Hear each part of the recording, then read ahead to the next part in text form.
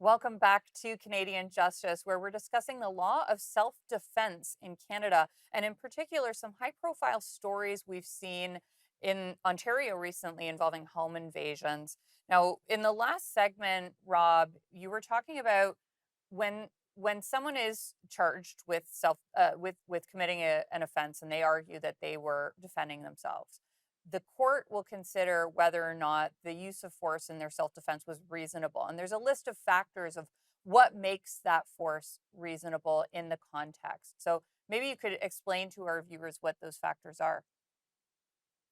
Sure, there's nine factors. The court looks at whether the nature of the force or threat, the extent to which the use of force was imminent, and whether there were other means available to respond.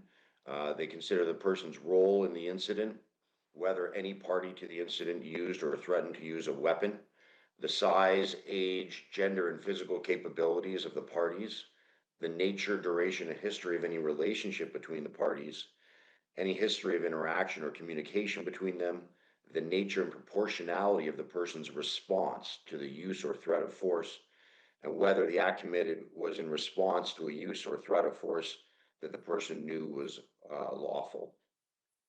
Now, I want to talk about this story from Lindsay, Ontario, where we know there was a home invader late at night, broke into the apartment of this man with a crossbow.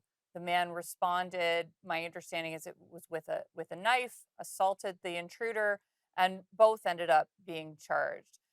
We don't know all the facts here, so we don't know if the two men knew each other, if there was a history of interactions, and those are some of the factors that the court will consider. Um, I just wanted to know at this point, do you want to add anything to what might be going on in this case that led to the charges actually being laid?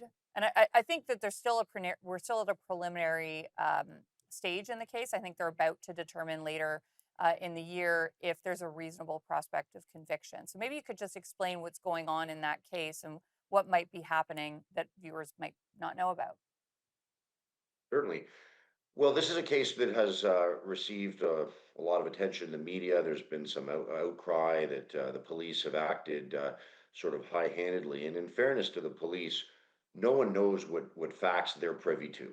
And so I'll just give you a hypothetical. Imagine a situation where someone commits a home invasion, comes into someone's house, and the homeowner subdues that person with a punch or a kick. It gets them on the ground, and then after getting them on the ground, proceeds to put cigarette butts out on them and stab them repeatedly and go well beyond what would be required to subdue the intruder. That's a situation where the police would have to lay a charge. So it's a little bit unfair that there's all this attention and outcry right now when no one knows the factors. I'm sure they're not as egregious as what I've just described, but in that type of hypothetical, the police would have to lay a charge. So we don't know right now what facts they had, what reasons they had to lay these charges, and they're coming under all this criticism, which it might end up being unfair at the end of the day when the public actually learns the facts that the police were privy to. Yeah, so some of that criticism has actually been from political leaders. Uh, Premier Doug Ford said when these charges were laid against the resident, he said something is broken.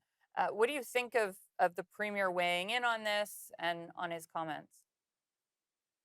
With due respect, I think that those comments are unfair. We don't know again, what facts the police were dealing with. All we know is that they thought it was appropriate in those circumstances to lay the charge. So for people who are not aware of all the facts that the police are, to then be critical of the police for their decision and whether or not they decided to lay a charge is jumping the gun. It might end up being proven that the homeowner acted completely reasonably and didn't do anything excessive, and maybe it will come out that those charges shouldn't have been laid, but it's too early right now to tell. So, just very briefly, I mentioned that the next hearing, as I understand it, is about reasonable prospect of conviction. Can you tell us a little bit about what might happen at that hearing? Right. So the Crown prosecutor in any criminal case is always under an obligation to assess and to reassess the reasonable prospect of conviction. So in any case, whether it's a theft or an assault or a murder, the prosecutors have to always sort of scratch their own heads and think to themselves, well, is there enough evidence here to convince a trier of fact, whether it's a judge or a jury, Hmm. that this person has committed this act and Yeah, has done so right. beyond a reasonable doubt? We've got to go to break, but we'll be right back.